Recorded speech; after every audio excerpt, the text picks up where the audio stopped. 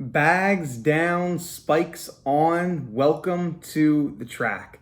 Hi, my name is Colin Weitzman. I'm going to be your host for this episode of Track World News presented by The Harrier. And before we get into things, make sure that you leave a like, subscribe, follow us on Instagram. Really helps us know that you're enjoying the content and have loved the support so far. As you can tell with our intro, we do now have a new partner with the Track World News. We have joined The Harrier, which is a clothing brand as well as a media company within the track and field space. They have some awesome t-shirts, hats, stickers, long sleeves, all that type of stuff, as well as some really cool content that are, blogs, article style things. And now, of course, we've added Track World News to the selection, and they got a lot of awesome stuff. So if you want some new content to follow, make sure you go and follow them on Instagram as well at I think it's _Harrier. So that's that, and super glad to be a part of the team with their new podcast platform.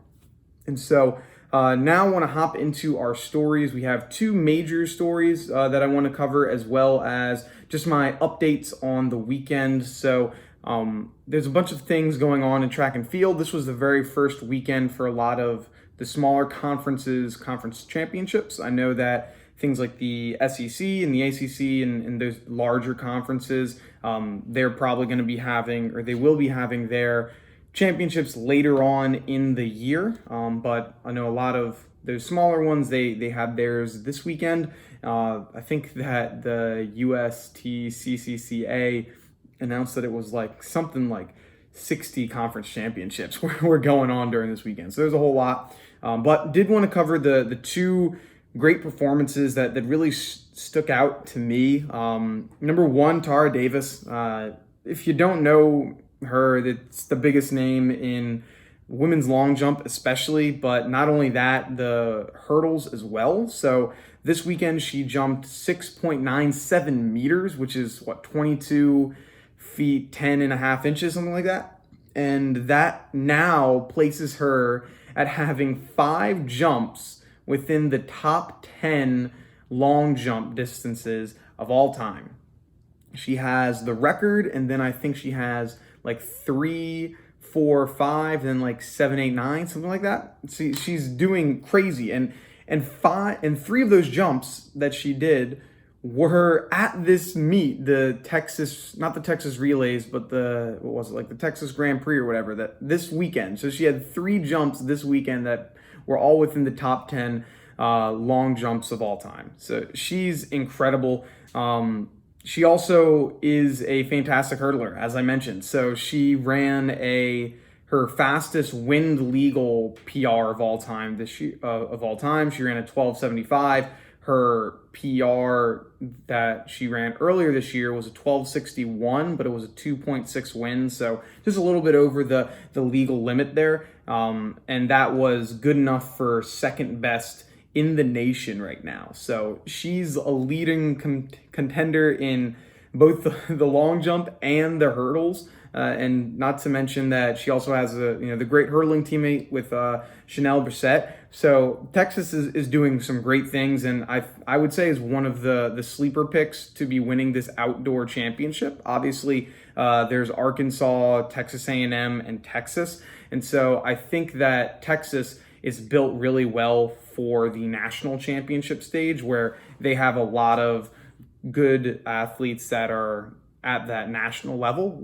Would they do well in a regular conference championship meet? Not conference championship. Sorry. Would they do well in a regular dual meet setting? Maybe not as much, but at a national level, I think that they're a team that could be doing really well. LSU, Texas, Arkansas, obviously, as well as Texas A&M are going to be those 4 teams that are really going to be vying for that championship on the women's side, and it'll be really exciting to see how they do. So that should be cool. But yeah, Tara, excited to see how she does in the professional level as well as the Olympic trials this year, because she's shown that she can jump consistently very, very far. It's not like she's a one-trick pony. She hasn't just done this a few times. She's consistently around that 7-meter mark. And if you can do that, you can possibly ink yourself a spot to Tokyo. So Looking forward to seeing how she's going to do with the remainder of her collegiate season, and then how she's going to do post-collegiately and at the professional level. So very, very impressed with how she's been doing this year. Another performance that has been doing really well, we mentioned it, his performance, what was it, a week or two ago, Treyvon Bernard. So he now gets the world lead back from Fred Curley, who ran the 100 not too long ago. Treyvon Bernard ran a 9.88, besting Curley's 9.91 by, what is that, 0.03. So just a lean at the line, essentially, a new world lead. And this really spices things up because now the top 10 runners in the world are all under 10 seconds. Now, we all know there's no Usain Bolt this year. He's no longer competing. Christian Coleman is not able to compete at the Olympics this year. And the top 10 list for the 2021 100s is not including like Noah Lyles, because he hasn't ran a sub 10 yet. So there's a lot of good talent that is still going to be, in that mix. And it just shows you how competitive this 100 meters is going to be. I don't think there's anyone that you could say is a guarantee to win this 100 meter final. There's no one that I would put any type of money on because it's so close. Like I said, there's 10 athletes in between 9.9, 9.99, and now 9.88. That is like that. Everyone is so close, and it's going to come down to who's really has the better race at the Olympic finals time. Like, there's no one that is clearly faster than other people, where like in years past, it was clear that Usain Bolt was faster than everyone else and everyone was kind of vying for second place. This year, it's not like that anymore. Like, everyone is in that same range. Everyone is kind of vying for a spot, and there are going to be some really talented athletes that are going to be left out of the final completely. I mean, like I mentioned, there's now 10 people that are running sub 10, and I guarantee you there's going to be even more by the time this Olympics, comes around. So there's going to be some really talented people that not only are going to be, left out of the Olympic final. I mean, out of Team USA, there's going to be some talented runners that are going to be just left off the Olympic team completely. So it's going to be a very interesting race. And Treyvon Bernard, it's so great seeing that he's been doing well. Like we mentioned, it's been over 7 years since he's really ran any meaningful races. Just due to whether it be injuries, other setbacks, whatever it is. And so to see him running these times that he was running back, nearly 7 years ago, is fantastic. He's great for the sport, and excited to see how he does, with the remainder of the season and going into the Olympics. So next story, something that I am super excited to announce. It was the fact that hashtag reinstate 48. So the fact, what was it? About 2 months ago, the track and field, or NCAA, announced that they're going to reduce the nationals field for the East and West prelims from 48 athletes per event down to 32 athletes per event. So what this did was remove the opportunity to compete in nationals for like 1,500 athletes. It was a little bit more than that, but just for a round number, it was cutting out of 1,500 athletes' ability to compete in nationals who thought they were able to this year.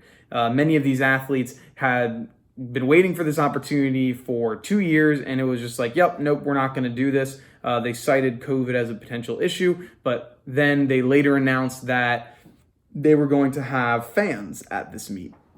And so people were like, wait a minute, you're going to cut the field from 48 to 32, and then you're going to essentially allow the difference of those fans, the difference of those athletes to be in the stands sitting around watching the meet. That makes no sense. It doesn't make any sense at all.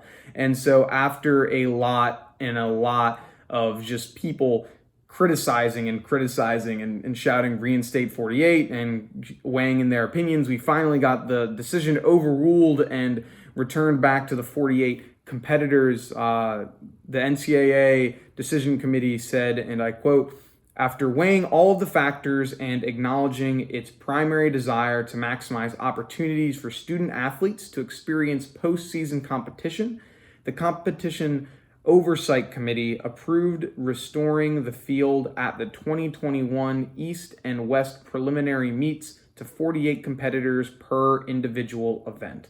And so this is something that I'm super excited for. It gives a lot of people the opportunity to compete in nationals, and selfishly, it gives a lot of people that go to my alma mater the chance. I mean, one of my close friends and training partners just this past weekend got a number that probably will be able to send him over to nationals. And if he didn't do this, if it was a field of 32, probably wouldn't have the chance. But now that they reinstated the fact that it's going to be 48 people, he's now has that opportunity to compete at nationals. And I'm sure there are tons of stories that are just like this. I'm sure that a lot of people are also going to be taking a look and seeing how many of those athletes that were ranked 33rd to 48, how many of those athletes actually move on to the next round. Because I guarantee you there are going to be some. So I'm interested to seeing who of those athletes make it. The argument that I heard from some people, and especially in some prominent spaces, saying like, oh, well, I mean, there's no point of even having those people that are in 33rd to 48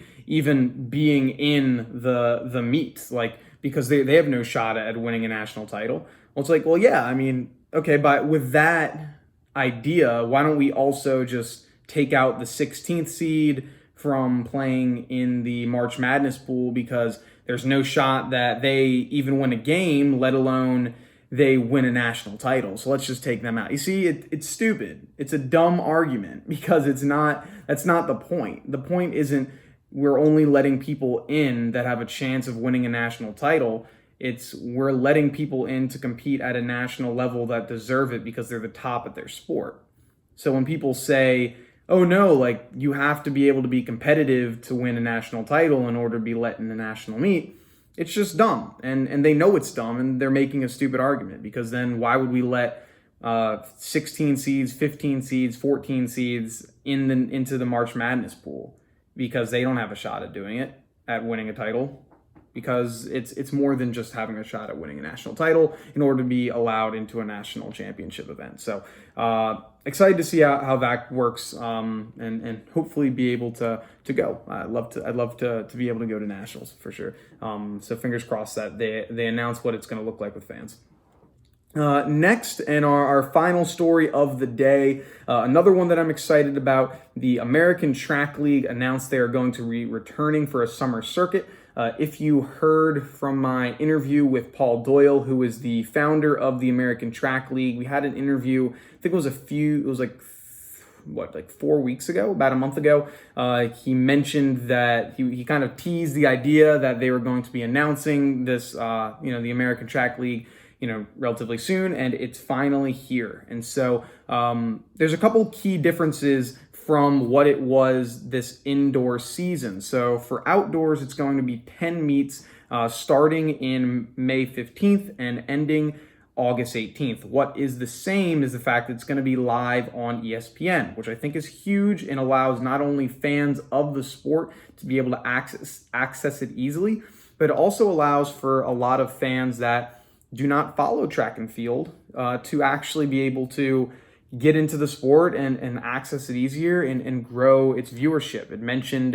Paul mentioned in his a few interviews since then that the viewership increased by about 20%, and by the time they had the last of the 4 meets, they actually had more viewers than any NHL game during the time, which is, I mean, I work in the NHL, and so to hear that is crazy, to think that more people were watching the American Track League than every single NHL game during that month. It's wild, it's bonkers. I never thought I would even say that. And so more things to look at. They've also changed about the American Track League is that it's not going to be in Arkansas this year. They're actually going to be doing several meets across the country. Cities include Los Angeles, Seattle, Memphis, Sacramento, Atlanta, Des Moines, Iowa, and Nashville, Tennessee. So they're going to be all throughout those cities during this year. They've actually combined with the Pro Track Series. If you remember, around the same time that the American Track League announced that they were going to be doing an indoor series, you probably remember hearing about this Pro Track series that was doing something managed by Jesse Williams of Sound Running. And so they've actually combined, which is why there's a few extra cities that probably were originally not on their radar, like Des Moines, I think in Nashville. Those were meets that were led by this Pro Track series, and so they combined, and so they're adding a little twist to it, and I'm super excited for this. One thing that they also added that's a little bit different is now they're actually having prize money for these athletes, because before it was really just like, hey, can you help bring exposure to our sport? We're doing this on ESPN. It was kind of like can you do this as a favor for track and field? And if you remember, there were some huge names that participated: Treyvon Bernard, Allison Felix, Ryan Krauser, Sandy Morris.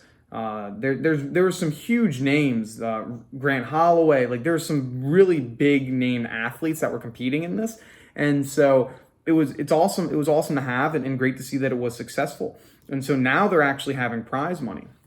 And not only that, they're also going to have a point system that encourages athletes to actually be able to compete in all 10 of these races. And because it's like a playoff system type thing, where the more points that you have, the more wins that you get, the more prize money you can win at the end. And so now you're going to have these athletes that are like, okay, well, let's actually compete a little bit more instead of just competing, every once in a while. Like, it's going to encourage more competition with these better athletes, because it's gonna actually draw a better seed, because all these athletes are gonna be like, dang, like, I want a chance to actually win some money, and if they're American, they want to stay here in the U.S. instead of going and flying over and doing a European tour.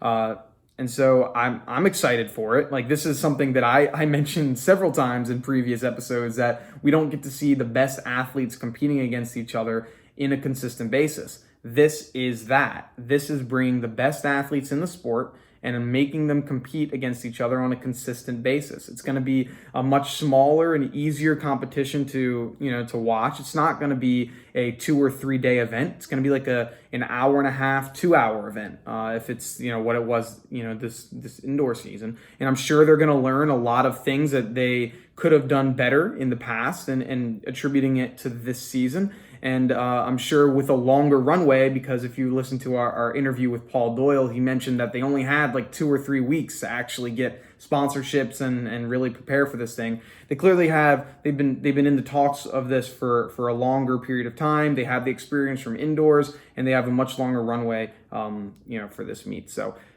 tune in. What is it? Not this upcoming weekend, but the weekend after that. May 15th will be the first meet in LA. I do not know about fans. I wish that there were some allowed, but with current status of the world, not surprised that it might be limited, or there might not be any at all. But yeah, so really excited about that. Love to hear your guys' opinions on any of these things we discussed. American Track League returning, 48 athletes being reinstated, or some performances that you saw that were pretty interesting. So that's going to be our episode. If you have any questions or anything like that, or you enjoyed, make sure you reach out to us on Instagram. We have some more content there at Track World News. And remember to shoot a follow, a like, subscribe to the channel. It really helps us know that you're enjoying things. Well, have a good one, and peace.